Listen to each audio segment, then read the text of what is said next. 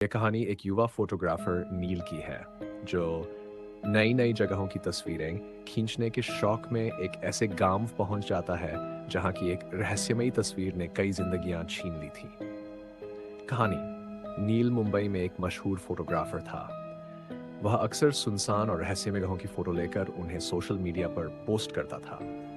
एक दिन उसे एक बूढ़े फोटोग्राफर ने एक पुरानी तस्वीर दिखाई। एक धुंधली सी महिला लाल साड़ी में जो एक वीरान हवेली के बरामदे में खड़ी थी। नील ने उत्सुकता से पूछा, यह तस्वीर कहाँ की है? बूढ़े ने कांपते स्वर में कहा, मत पूछो बेटा, यह तस्वीर जिसने भी ली वो 2 दिन से ज्यादा नहीं बचा।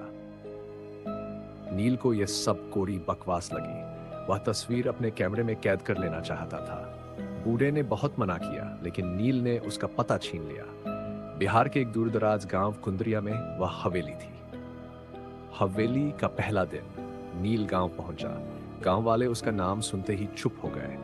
कोई भी उसे उस हवेली की ओर जाने की सलाह नहीं दे रहा था। एक बूढ़ी औरत ने उससे कहा, बाबू वहां मत जाए। वो औरत फोटो में ही नहीं असल में भी लोगों के पीछे पड़ जाती है। नील हंसा और बोला, डरने वालों में से नहीं हूं दादी। वह शाम होते ही हवेली की ओर बढ़ा। हवेली में अजीब घटनाएं। हवेली खंडहर हो चुकी थी। हवा से खिड़कियां खरक रही थी। दीवारों पर पुरानी तस्वीरें धूल में छिपी थी। नील ने जैसे ही कैमरा निकाला और पहली तस्वीर खींची, फ्लैश के साथ एक साया पीछे से गुजरा। उसने पलट कर देखा, कोई नहीं था। फिर एक के बाद एक तस्वीरें खींचता गया। अचानक कैमरे में एक तस्वीर आई। वही औरत लाल साड़ी में, मगर नील ने उसे देखे बिना ही क्लिक किया था। कैमरे की स्क्रीन में तस्वीर देखकर उसका दिल कांप गया। वही महिला, वही पोज, लेकिन उसकी आंखें अब सीधे नील को भयावह। नील ने सोचा शायद कैमरा ग्लिच है, लेकिन जैसे ही वह हवेली से बाहर निकला, उसकी गाड़ी स्टार्ट नहीं हुई। उसने रात वहीं रुकने का फैसला किया। आधी रात को दरवाजा खुद ब खुद खुल गया।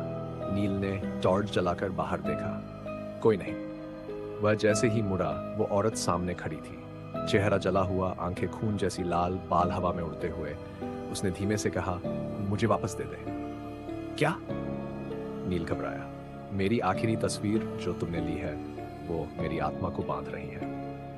नील कांपते हाथों से कैमरा देने लगा, तभी औरत चीख पड़ी। अब बहुत देर हो चुकी है। एक जोरदार झटका हुआ और नील बेहोश हो गया। अंतिम दृश्य। अगली सुबह गांव वाले हवेली की ओर दौड़े क्योंकि उन्होंने रात भर चीखें सुनी थी। उन्हें वहां सिर्फ नील का कैमरा मिला।